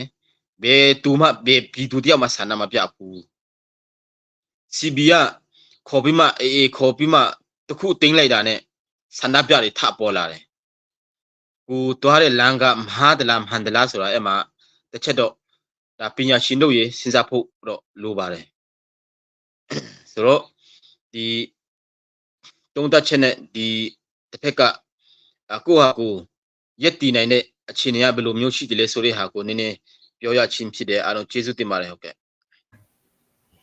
Okay အထူးပဲကျေးဇူးတင်တယ်အခုဆရာပြောတော့တဲ့ထဲမှာသူငယ်ချင်းကိုခေါ်လာရင်တော့မှကရင်အပေါ်ထိခေါ်လာမေးရင်တော့အင်ဒွင်းပြဿနာတော့တက်မှာပဲဆိုတဲ့နေရာမှာဒီမှာဝန်ထတောင်းချာပုတ်ဆိုတဲ့ဟာကcomment လောက်ထားတာရှိတယ်အဲ့ဒါကိုပြန်ပေးနိုင်မလားကျွန်တော်ဘာသာပြန်ပေးမယ်ဆရာပြောတဲ့ထဲမှာသူငယ်ချင်းကိုခေါ်လာပြီးတော့ကိုယ့်ရဲ့ကရင်ပေါ်ထိလာခေါ်ရင်တော့အဲ့ဒါကပြဿနာတက်မှာပဲလို့ပြောတဲ့နေရာမှာသူကဘာပြောလဲဆိုရင်သူငယ်ချင်းအကြောင်းကိုသူကနားမလည်သေးလို့ဖြစ်မှာသူ့ရဲ့အတွေ့အကြုံကကလေးဆန်အရန်ဆန်လွန်းကလေးအရန်ဆန်တဲတဲ့အတွေ့အကြုံဖြစ်တယ်ဆိုတော့ဒီနေရာမှာဆရာကသူ့ကိုဘယ်လိုပုံပြန်ချင်ပါတယ်ပေါ့နော်သူငယ်ချင်းကိုကတင်ပေါ်ထိခေါ်တဲ့နေရာမှာသူကသူငယ်ချင်းအကြောင်းကိုသူနားမလည်ဘူးအတွေ့ခေါ်ကလေးဆန်တယ်တဲ့ဆိုတော့အဲ့မှာသူ့ကိုပြန်ပြီးတော့ပြန်ချင်တယ်လားပေါ့နော်အဲ့ပေါ့ဒီကိုကမကြိုက်ရင်တော့အမျိုးမျိုးဝေဖန်လို့ရပါတယ်ဆိုတော့ကိုမကြိုက်တဲ့ကိုကကိုဂရေးကမချီတော့ဒီမချီတဲ့ဇလုံးနဲ့ပဲပြန်ပြီးတော့တိုက်ခိုက်မှာတော့ဒါအားလုံးရဲ့ဒီ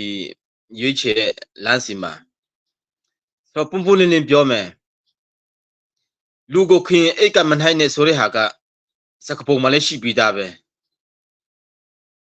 လူကိုခင်အိတ်ကမနိုင်နဲ့ဆိုတဲ့ဟာကဒါပုံလင်းပဲရှင်းပြောမယ်တငယ်ချင်းဂရင်းပေါ်တီမရအဲ့တဲ့ဂရင်းပေါ်တီခေါ်လာတဲ့တငယ်ချင်းဘယ်မှာရှိဖူးတယ်လေပေါ့ပြောချင်တာကဆိုတော့တငယ်ချင်းဒီနှမျိုးအိုးဂရေကအိမ်နင်းချင်းနဲ့ဖြစ်လို့အတူတကွကစားလာပြီးမှအတူတကွအိမ်ထိုင်ပြီးမှပေါင်းလာတဲ့လူတွေဖြစ်တခုရှိတာပေါ့ဆိုတော့အခုကရှင်းပြောမယ် CB နဲ့ AA နဲ့ကဘေဂရေကတိထားကြလဲ AA ကချင်းပြည်အကြောင်းကိုဘယ်လောက်တိတယ်လဲဆိုတော့ခေါ်လာပြီးမှယခုအတွင်းကြခေါ်လာပြီးခေါ်လာတာမကပဲနဲ့ဂရင်းပေါ်အထိဆိုတဲ့ဟာကတိုက်ပွဲအထိဖော်ဆောင်ပေးတယ်ဂရင်းပေါ်အထိခေါ်မှတော့အင်းရဲ့အကျိုးအကြောင်းဒီအကုန်လုံးတိပြီပေါ့ဒါကိုအားနေချက်ကိုချပြတာရခိုင်ရဲ့အားနေချက်ခင်ဗျားတို့တိဖူးလားချပြလားခင်ဗျားတွားလိုက်ရခိုင်ပြည်မှာတွားမှာစစ်ပွဲဖော်ဆောင်မင်းချင်တာကိုမင်းပြောရင်တော့ခင်ဗျားကောင်းတာပေါ့ဘယ်လောက်ထိပြောမလဲဆိုတော့ကျွန်တော်တို့မတိတာမဟုတ်ဘူးချင်းမတိတယ် CNA အင်အားဘယ်လောက်ရှိလဲဘယ်နေရာမှာဘယ်လိုရှိတယ်လဲဆိုတဲ့ဟာတွေအထိတစ်ဖက်ကချပြပေးတာဒါကြောင့်ကျွန်တော်ကဒီကိုတငယ်ချင်းကိုကဒင်ပေါ်တိကိုကဒင်ပေါ်တိအိတ်ခါနတိခေါ်လာတယ်ဆိုတဲ့ဟာကျွန်တော်ပြောတာအလကားပြောတာမဟုတ်ဘူးဘယ်လောက်ထိ AAD စီမှာချပြတယ်လဲအခုကျွန်တော်တို့စီမှာရောက်သွားတဲ့ AAD ဟိုဒီနေ့ပြောပြီးပြီကျွန်တော်တို့အပိုင်းလိုက်အများကြီးရှိပါသေးတယ်ဘယ်လောက်ထိဟိုဖက်ကမေးပြီးမှ CNA SNF ရဲ့အကြောင်းဒီ CDF ဒီရဲ့အကြောင်းကို AAD ကမေးလာတဲ့အခါဘယ်လောက်ထိသူတို့ပြောပြတယ်လဲဆိုတဲ့ဟာတွေကအကြောင်းမရှိဘဲနဲ့ကျွန်တော်ကအဲ့ဒီကိစ္စကိုမပြောဘူးဆိုတော့ကိုတပ်ဖွဲ့စစ်ရဲ့စီမင်းစည်းကမ်းမှာကိုတပ်ဖွဲ့အင်အားနေရီများဒီကတခြားလူတော့မှရှင်းပြောမယ်ချပြပိုင်ခွင့်ရှိတယ်လားပေါ့စစ်ရေးနဲ့ပဲကျွန်တော်တို့ပြောမှာပါလူမှုရေးတွေကျွန်တော်တို့မပြောဘူးစစ်ရေးနဲ့ဖော်ဆောင်တဲ့အတွက်ကြောင့်စစ်အခုလို့ဆက်ပြည်သူကာကွယ်ရေးတပ်ဖြစ်တဲ့အတွက်ကြောင့်စစ်ကိုစစ်လို့ကျွန်တော်တို့ဒါတုံးပြီးမှအမှုကိုတစ်ဖက်လူကိုချပြပြီးဆိုကြတဲ့ကကိုကတစ်ဖက်ကအခုကျွန်တော်တုံးနေတဲ့စကားအရဆိုရင်တော့တစ္ဆာဖောက်ဒလန်ပဲပြောချင်တာဆိုကိုအိမ်တွင်းအသေးခေါ်လာမှတော့အားနဲ့ချက်အားတာချက်အကုန်လုံးတိပြီလေချင်းပြည်နယ်တပြည်နယ်လုံးကခေါ်ရင်တော့ကိစ္စမရှိဘူးတချို့တော့သူဒီကခေါ်လာတဲ့အခါကျ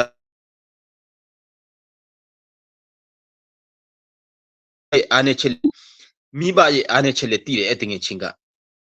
အိမ်ထဲမှာခမည်းစင်းရေးတလားချမ်းတာလားဆိုတဲ့ဟာလဲသူတိသွားပြီသူတိသွားတယ်အိမ်ထဲမှာအဖေနဲ့အမေနဲ့က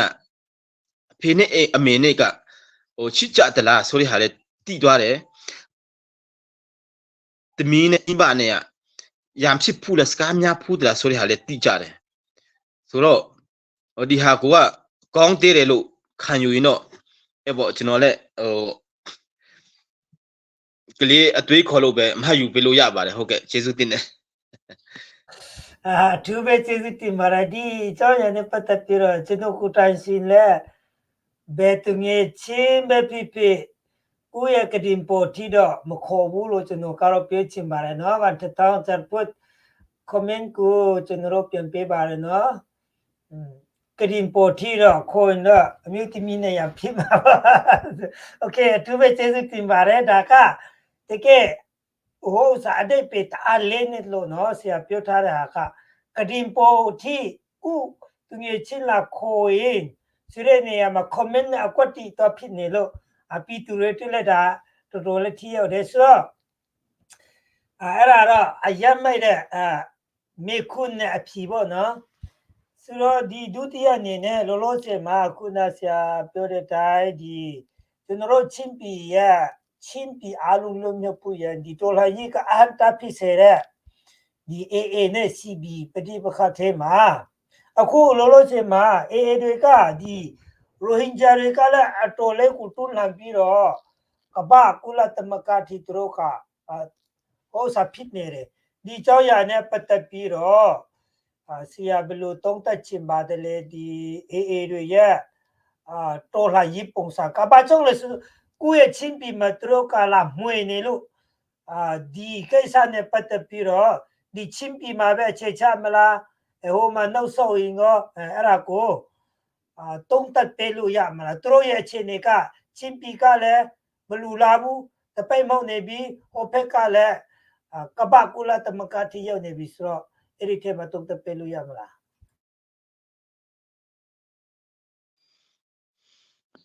ဟုတ်ကဲ့ဒီကျွန်တော်တို့ဒါနှစ်ပိုင်းနဲ့ဟိုကြည့်လို့ရတာပေါ့ဒီတစ်ဖက်ကနိုင်ငံရေးနဲ့ပြန်ပြီးတော့ကျွန်တော်တို့ဒါတစ်ပိုင်းပြန်ကြည့်ဖို့လိုမယ်ပြီးတော့တစ်ဖက်ကစစ်ရေးနဲ့ဒီ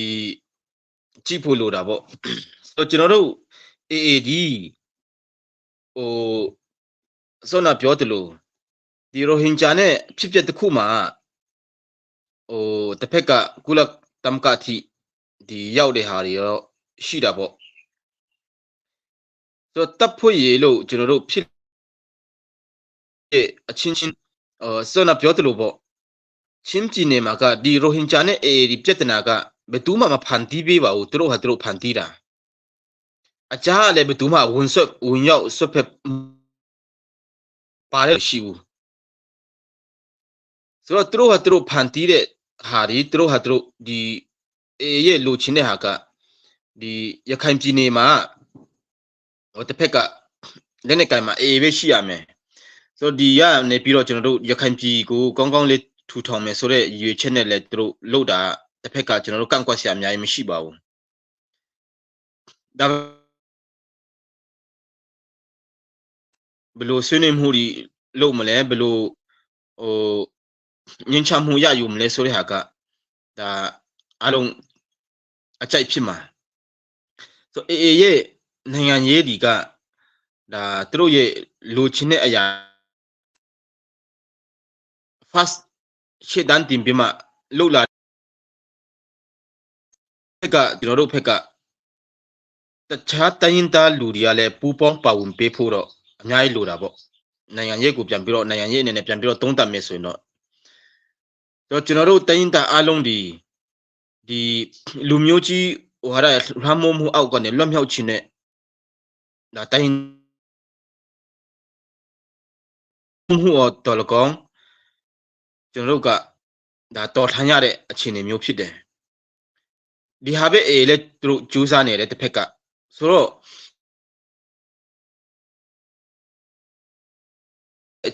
ဒီရခိုင်ပြည်နယ်မှာရှိတဲ့အချင်းချင်းအတားမှာပြဿနာဖြစ်တဲ့ပြဿနာအားလုံးကိုဒီတစ်ဖက်ကဟိုဆိုဒီဟာဒီကတော့ဒီအသေးစိတ်ဟိုမတိတဲ့ခါကြောင့်ကျွန်တော်တို့ဒီအများကြီးမှတ်ချက်ပေးလို့တော့မရဘူးပေါ့ဒါပေမဲ့လက်နဲ့ကန်အချင်းချင်းမှာအခုဖြစ်နေတဲ့ပြဿနာမှာဘယ်သူမှသူတို့ကိုတွားရန်စပေးတာမဟုတ်ဘယ်သူမှလည်းပါဝင်ပေးတာမဟုတ်ဘူးဆိုတော့ယခုတောက်လျှောက်အကုန်လုံးကြည့်မယ်ဆိုတော့အေဒီပါတဲ့တပ်ဖွဲ့အားလုံးမှာကလောလောဆယ်တိုင်းသားတနိုင်ငံလုံးအခြေအနေမျိုးမှာအနေချင်းတော့ပြဿနာအကုန်လုံးရှိနေတယ်လို့ဟိုမြင်တွေ့ရတယ်ဆိုတော့မတူပီကိစ္စမှာရောအေးပါလာတယ်အေးကချောင်ပေးမယ်ဆိုတဲ့ဟာမရှိဘူးပြဿနာမှာဝင်ပါလာတယ်ဆိုတော့အေးရဲ့လမ်းစဉ်ကကျွန်တော်တို့ကတစ်ဖက်ကဟိုဒီလိုမျိုးကိစ္စဒီမှာဒါပြဿနာတွေဒါရှောင်ရှားပြီးမှစီးလုံးမှုဒီဒါတိုင်းသားချင်းတွေရဲ့စီးလုံးမှုကိုလည်းအေးမှာတာအများကြီးတာဝန်ရှိတယ်ဒါအေးအမှလည်းအများကြီးတာဝန်ရှိတယ်မှုဒီရခိုင်ပြည်ရဲ့တိဆောက်မှုဒီတခြားတိုင်းသားအများမှာဟိုအများကြီးဟိုမှုတည်တယ်ဆိုတော့ကျွန်တော်တို့ကပူပေါင်းပါဝင်ပေးမှုတစ်ဖက်ကလုံနိုင်တဲ့အဆင့်ဖက်ကကျွန်တော်တို့ဂုဏ်ယူပေးလို့ရတယ်အေးရခိုင်ပြည်လွတ်မြောက်နိုင်ဖို့အတွက်လောချင်းပြည်နယ်လွတ်မြောက်နိုင်ဖို့အတွက်ပါတခြားတိုင်းတဲ့ပါဝင်မှုအများကြီးလိုတယ်ဆိုတော့ဒီအေးရဲ့လှုပ်ဆောင်ချက်ကိုအခုတစ်ဖက်ကပြန်ပြီးတော့တုံးတက်မယ်ဆိုတော့ချင်းပြည်နယ်မှာအခုဒါအချင်းချင်းပြဿနာဖြစ်လို့စီလုံးမှုကိုဖော်ဆောင်တဲ့အချင်းပြဿနာဖြစ်တဲ့အရာတွေမှာဝင်ပါတဲ့ဟာကသူတို့မှာနီလန်းကပြည်သူရဲ့ဒီတိုင်းကျဆက်သွားရင်တော့ပြည်သူရဲ့ဟိုယုံကြည်မှုတွေအေးမှာဖြည်းဖြည်းချင်းကျလာနိုင်မယ်အခုကတော့ဟုတ်ကဲ့ဒီမှာစကမ်ပေါ်များဆိုတာတင်းပြီးမှပြည်သူရဲ့ယုံကြည်မှုကိုယူရယ်ဆိုတော့တစ်ဖက်ကကျွန်တော်တို့ပြန်စဉ်းစားရင်တော့ကောက်ရိုးမီးလို့ဖြစ်သွားမှာပဲကျွန်တော်ကြောက်တယ်သူတို့အတွက်ဆိုတော့ဟိုချင်းဒီရဲ့အကူအညီလဲရခိုင်ပြည်မှာလိုတယ်ချင်းဒီရဲ့အနေချက်မှာအကူအညီလိုတယ်ERO ချင်းတိုင်းတာချင်းဒီလွတ်မြောက်နိုင်တိုင်းတာတစ်ခုနဲ့တစ်ခုပြည်နယ်တစ်ခုနဲ့တစ်ခုကူညီမှပဲကျွန်တော်တို့လိုချင်တဲ့ပါ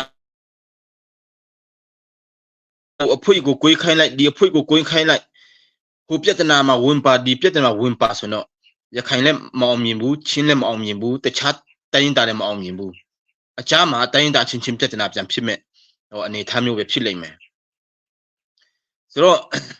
ဒီရွေးချယ်မှုလမ်းကတစ်ဖက်ကထောက်ခံရှာအများကြီးရှိပေမဲ့တစ်ဖက်ကဒီပြဿနာတိုင်းမှာဝင်ပါတဲ့ပုံစံမျိုးနဲ့လက်နဲ့အားကိုးပြီးမှ လှုပ်လာတဲ့နေရာတွေကတော့အရင်အမှားရမှားတာပေါ့ဆိုတော့သူတို့လမ်းကြောင်းရှင်းလင်းရေးပဲလုပ်သူတို့ချက်ခုပဲသူတို့လုပ်တယ်ဘေးကဘာပြဿနာဘာညာဆိုရသူတို့ရှေ့မရှုနိုင်တာဒါပြဿနာအကြီးဆုံးဆိုတော့အခုပြည်သူတွေကမတူပီရလဲဒီလိုတော့ချင်းပြည်နယ်မှာတော့ဒီလိုပြဿနာတာမဖြစ်ရင်တော့အေးရမလုပ်ရင်တော့မရှိ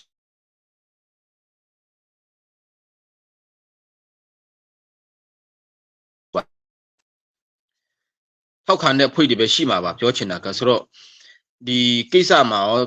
ဒီကုလသမဂ္ဂထီရောက်တဲ့ကိစ္စမှာရောချင်းပြည်နယ်ရဲ့ပြည်သူလူထုရဲ့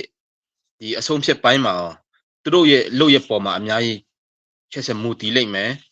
ပြည်သူရဲ့ထောက်ခံမှုကိုလည်းသူတို့ရဲ့လုပ်ရပိုင်းမှာလုပ်ရပေါ်မှာအများကြီးမှုတည်လိမ့်မယ်ဆိုတော့ဒီယခုဖြစ်နေတဲ့ကိစ္စတွေမှာအရန်အချင်းတန်ဒီတစ်ဖက်ကချပြတဲ့ဗီဒီယိုဒီမှာရောအေရဲ့လုပ်ရက်ဒီအများကြီးချပြမယ်ကျွန်တော်တို့ကပြန်ပြီးတော့တုံးတက်တော့မယ်ဆိုရင်တော့ဖြစ်မမရင်ရင်ကိုပြန်ပြီးတော့ပြောမယ်ဆိုတော့တစ်ဖက်ကလုပ်ရက်ဟာကိုရိုဟင်ဂျာကိုထောက်ခံလို့မဟုတ်ဘူးဒီလိုမျိုးလုပ်ရက်ဒီကိုပြန်ပြီးတော့ကျွန်တော်တို့ကြည့်မယ်ဆိုတော့တကယ်ဟုတ်နိုင်တယ်ဆိုတော့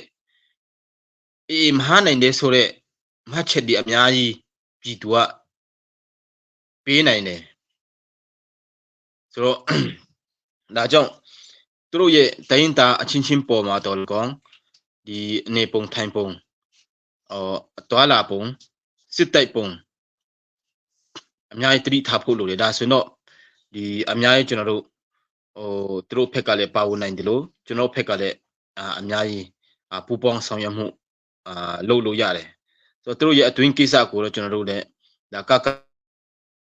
မတိတဲ့ဟာတွေရှိတယ်ဆိုတော့တစ်ဖက်ကကျွန်တော်တို့ကမလုပ်ဘူးမပါဘူးဆိုတဲ့ဟာတွေဖြစ်တယ်ဆိုတော့ဆိုးဆုံးကတော့အခုမတူပီရဲ့ကိစ္စအလုံးလုံးမှာလဲအေရီကိစ္စအလုံးမှာလဲဘာမှမဆိုင်တဲ့ကဘာမှမဆိုင်ဘူးလို့ပြောမှာပေါ့ဒါမဟာမိတ်ကမဟာမိတ်ပဲဒါပေမဲ့မတူပီကိစ္စမှာအေကိုကျွန်တော်တို့နည်းနည်းအဖြစ်တင်လိုက်ပြီး CB ကပိတ်ဖြည့်ရှင်းပေးတာကတော့ဘာလဲပေါ့အဲ့ဒါတခုပဲဆိုပြည်သူတွေကအေကိုချင်းပြင်းနဲ့ထွက်တော်မောင်းဆန္ဒပြတယ်အေဒီကဘာမှမပြောဘူး CB ကပိတ်ပြီးမှပြန်ပြောလာတယ်ဆိုတော့ကမှပြောတဲ့ဟာကိုလည်း CB ကမကြခင်ထုတ်ပြန်တာဒီလှုပ်သွားနိုင်သေးတယ်ပြောလို့မရဘူးဆိုတော့အဲ့လောက်ထိတောင်မှဖြစ်သလားပေါ့ဒါကတော့အရန်ကြောက်စရာကောင်းတဲ့မဟာမင်းကြီးဖြစ်သွားနိုင်တယ်ဒီဟာက CB ကိုလည်းအများကြီးတတိထားဖို့လိုတယ်ပြဿနာတစ်ခုဖြစ်ပြီဆိုတော့ CB ကပိတ်ပြီးမှရှေ့ကထုတ်ပြန်ချက်လုပ်ပေးတာအေးကဘာမှတောင်ပြောစရာမကိုဟာကိုကအတုံးတော်ခံများဖြစ်သလားဘာလဲဆိုတဲ့ဟာတော့အများကြီးစဉ်းစားဖို့တော့တစ်ဖက်ကအမုန်းတီးရေးနဲ့မဟာမိတ်တွားဖွေတဲ့ဟာတော့မကောင်းပေါ့ချစ်ရေးအတွက်ဆိုတော့အခုလည်းကျွန်တော်တို့ CBA ကိုမဟာမိတ်လို့တဲ့ဟာတော့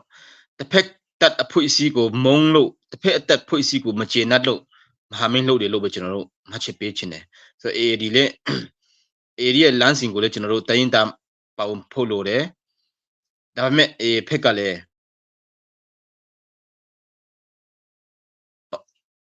သူတို့လို့ရပေါ်မှာအများကြီးမူတည်လိမ့်မယ်လို့မှတ်ချက်ပေးချင်တယ်ဟုတ်ကဲ့ Okay ဆိုတော့ကျေးဇူးသူပဲတင်ပါတယ်နည်းနည်းနောက်ဆုံးဖက်မှာတော့တော့မယ်အခုကျွန်တော်တခုလောက်ပြန်မေးချင်တာကဒီ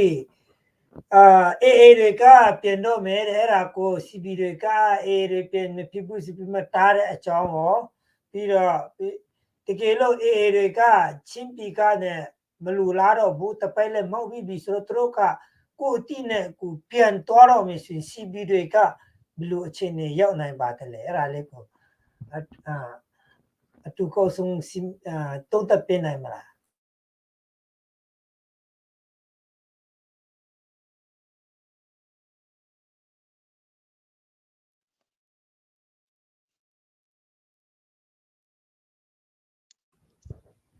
အတန်ကြာလားဟုတ်ကဲ့ဒီဆောနာပြောသလိုပေါ့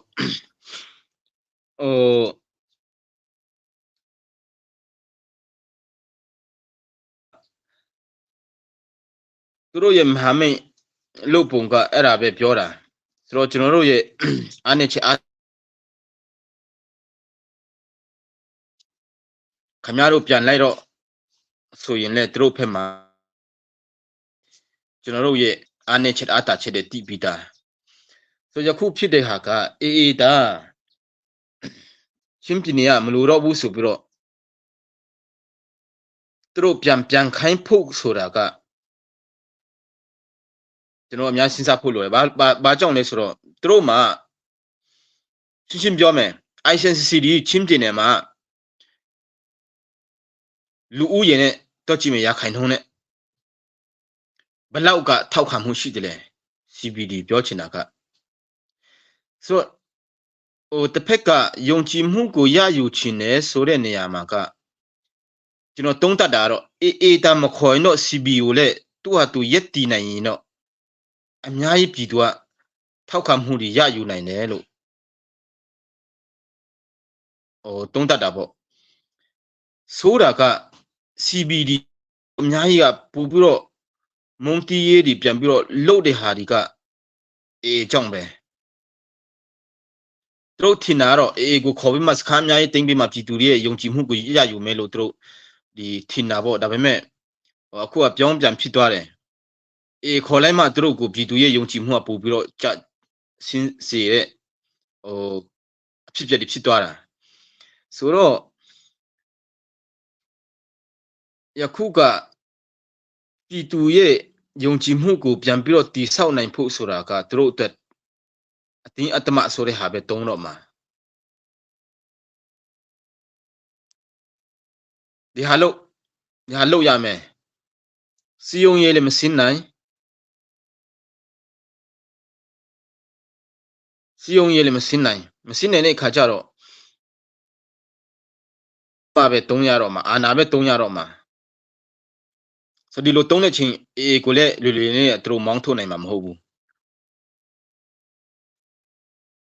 ဆိုတော့သူတို့မှာဘာဒီဘလို့အစီအစဉ်ရှိလဲတော့မသိပေမဲ့ယခုလက်ရှိဖြစ်နေတဲ့အဖြစ်ပြက်ပေါ်မှာတော့ဒီကိုတောက်ချောက်တုံးချတယ်သူတို့တော့ဘယ်တော့မှမတိဆောက်နိုင်ဘူးဆိုတာတေချာတယ်တေချာပြီးသားသူတို့ CB ပိုင်တဲ့ပြည်သူတွေထဲမှာတော့မှကျွန်တော်တကယ်လို့ခွင့်ပြုလို့မင်းထိခိုင်လို့ချင်းလက်လာဒါတစ်ဖက်ကဒီထောက်ခံလာဒီ CB ထောက်ခံလာကျွန်တော်ပုံလေးမဲဆွေခိုင်းရင်တော့တောင်မှမင်းကျွန်တော်အာမခံတယ်အကုန်လုံးဆွလွတ်မှာပဲရတယ်ကြိုက်တယ်လို့နေကြဆိုရင်တော့ကသူတို့မှာတော့ဒီတာတစ်ဖက်ကစီးလုံးနိုင်မှုတော့ရှိမယ်ကျွန်တော်တို့အမြင်ချင်းပြည်နဲ့အမြန်ဆုံးမောင်းထုတ်နိုင်တော့ပြန်ခိုင်းနိုင်ရင်တော့ကျွန်တော်အမြင်ကတော့ CB မှာလည်းပြည်သူယုံကြည်မှုအများကြီးရယူနိုင်တယ်လို့ခံယူတယ်ဆိုတော့ဒီဟာနဲ့ပဲဆက်လက်နဲ့ပဲကိုလူမိုင်းဟာပြီးမှချင်းပြည်နယ်မှာလှုပ်ချင်ရလို့ဆက်လက်လှုပ်နေရင်တော့တဖြည်းဖြည်းချင်းတော့ပြည်သူရဲ့ယုံကြည်မှုဒီအောက်ပြည်ဗမာပြည်တခြားတိုင်းရင်းသားယုံကြည်မှုဒီအဓိကမဟုတ်ဘူးပြောချင်တာကနားလေတတ်ဖို့ကချင်းပြည်သူပြည်သားတွေရဲ့ယုံကြည်မှုတာကျွန်တော်တို့ကရယူမှာပထမဆုံး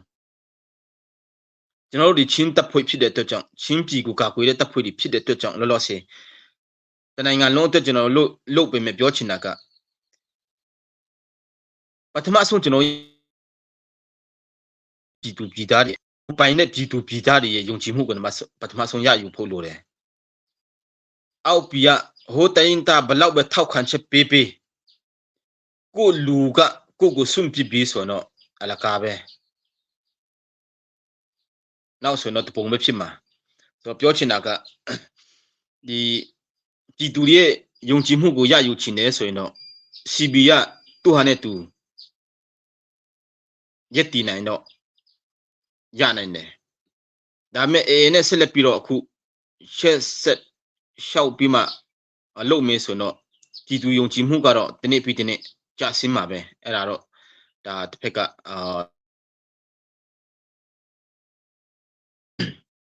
လွယ်လွယ်နဲ့တော့ အေကတော့ပြန်မှာပြန်ခိုင်းမှာမဟုတ်ဘူးမပြန်ခိုင်းပေမဲ့သူတို့ပြည်သူရဲ့ယုံကြည်မှုကတော့ကြာဆင်းမှာပဲအဲ့ဒါကိုအားလုံးဒါနားလေပြီးရှိတော့မှဖြစ်လာတဲ့ပြဿနာတွေကိုအများကြီးတာဝန်ယူမှုတာဝန်ခံမှုတော့လိုလိမ့်မယ်ဆိုရဟာပဲအနေချင်းပြောချင်တယ်ကျေးဇူးတင်တယ်ဟုတ်ကဲ့အထူးပဲကျေးဇူးတင်ပါတယ်အခုဆရာပြောတော့တာကတော့ဒီအေးတွေတကယ်လို့ပြန်သွင်း CB တွေကလည်းသူတို့ပြည်သူလူထုကိုထောက်ခံဖို့ရန်ဘယ်လိုလောက်တင်ကြောင်းကိုသူအတုံးတက်တာဖြစ်ပါတယ်ဆိုတော့နောက်ဆုံးအနေနဲ့ဆရာကတခါရဲနှစ်ခုကျွန်တော်ပြောဆရာရှိတယ်တခုကတော့တရုတ်ကမေးထားတာရှိတယ် CB တွေကဖလန်းကို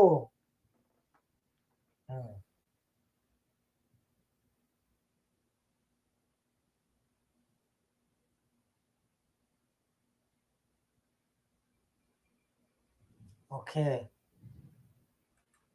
Alright, manghem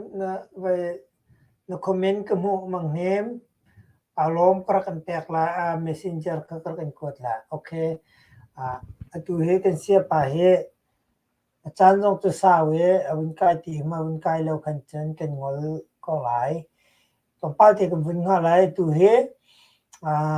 Azau tu zon tam ngai. Ra pi tha zang nang kan pek adok tiang zau minin chung zong kan ni lo me lai yen an ni kha. Aram la bi phun cha amun bakaw mi matupi tamaha ni tamaha mu ase ani he lungtin ro nak lo pi chale chim re khaw mi se e khacha khan si kho chung kan pe la e chana kan pek cha ni lo me ama he avun kai khaw ti hama pa kan bin ha lai ke pe la kha wa to ai phom kat kan pek la Okay, se ama zong kha rak chim lai nang comment pol kha kan rele achim mi bia pol he so laman ngai ngai form line zong si khau so form beti zong si khau tu ke minit panga ro ni kan vun nga la tam tin lo si le kan la pin mon lai tu sana tu ben tu ken ram le mi pun cha kan to kho tok cheu kha kan to mi se ke ma zong zai men to kho mi ke nei lo tu ben tu kan za pin ni thai kan help me thai kan du mi pol thai mi sina khan help yak kha kan ni tip mi ni mai thak mi se pe kho mi ni pek nak chim kho mi ni chim nak in kha kan ram la kan mi phun cha kan tuen ning cheu se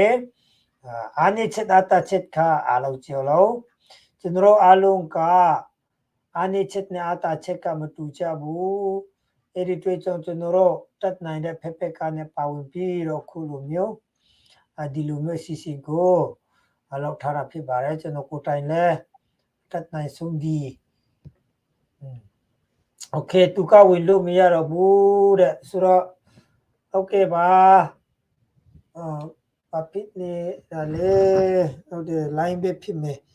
tu ka win lu mi ya ro bu so ro chano message kan ale pu pe me ho pe ka pian chu sa chi ba di line ka ro di pe ka ro kong ba re so ro tu na mi re ko le chen ro pu tha ra si de no aku tu win lu mi ya ro bu ba phit le mi ti bu de tu line le phit nai ne no chi so ape re se ra long ko thu be che su tin ba re pi ro la me re mang ne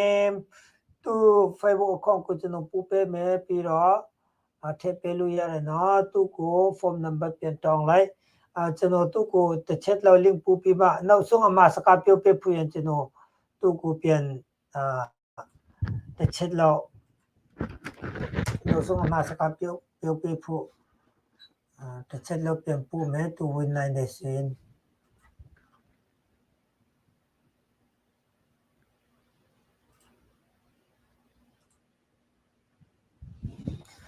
Dinga le be tu ko aching chno amya chi pe pu tu te the be kho tha ra ba chang le so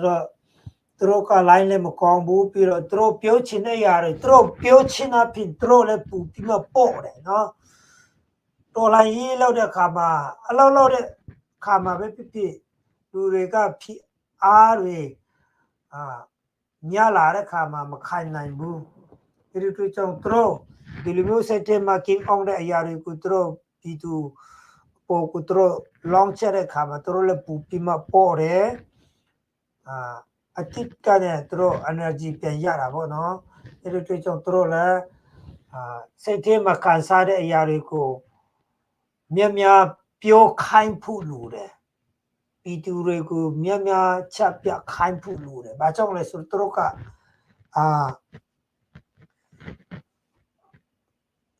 စိတ်ကိုခန္ဓာအကုန်လုံးကိုပေးဆက်ထားတယ်ဆိုတော့ကျွန်တော်တို့လည်းအဲ့လိုဖြစ်ပါတယ်အလောက်တစ်ခုမှလည်းဒီလောက်ငါးအကြောင်းနဲ့ပတ်သက်ပြီးတော့အရင်စဉ်းစားတဲ့အခါမှာအရင်ကျူးစားတဲ့အခါမှာအရင်သုံးသက်တဲ့အခါမှာဒီလိုမျိုးpressure များတဲ့အခါမှာထွက်ပေါက်ပေးတတ်ဖို့လိုတယ်တဲ့ကြောင့်ဖြစ်ပါတယ်နော်သူပဲကျေးဇူးတင်ပါတယ်ဒီလိုမျိုးပါဝင်အပေးကြတဲ့အတွက်ကြောင့်ကျွန်တော်အနေနဲ့ကျေးဇူးတင်တယ်အဲ့ဒီဆရာကလည်းသူပဲကျေးဇူးတင်ပါတယ်ဒီညတော့ဒီလောက်ပါပဲစာရင်းအပြည့်တို့လောကောင်း comment အပြည့်တို့လောကောင်းပါဝင်ပြီးတော့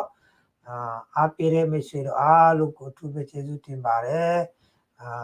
မေခွန်းတွေကတော့တိတ်ပြီးတော့ထူးထွေမရှိဘူးအလူကိုလောကျွန်တော်โอเคဟုတ်ပြီအားလုံးပဲဒီည live ကတော့ဒီလောက်နေပဲကျွန်တော်အဆုံးသတ်မယ်နောက်မှဒီ channel ကိုလည်း like and follow အပြင်ကိုပေးကြပါကျွန်တော်တက်နိုင်တမျှတက်နိုင်တယ်လို့ကျွန်တော်မြန်မာပြည်အလုံးချင်းပြည်အလုံးလည်းမပူရန်အဖက်ဖက်ကနဲ့ကျွန်တော်ပါဝင်မှာဖြစ်တဲ့တွေ့ကြောင်းဒီလိုမျိုး new အပြင်တို့လောကောင်းပြီးတော့တခြားတော့အရာဘယ်အဖြစ်တို့လောကောင်းဒီ channel ကနဲ့ကျွန်တော်တက်နိုင်တယ်လို့မျှဝေပေးတော့မှာဖြစ်တဲ့တွေ့ကြောင်းဒီလိုမျိုးကိုစိတ်ဝင်စားတဲ့ဆိုရင်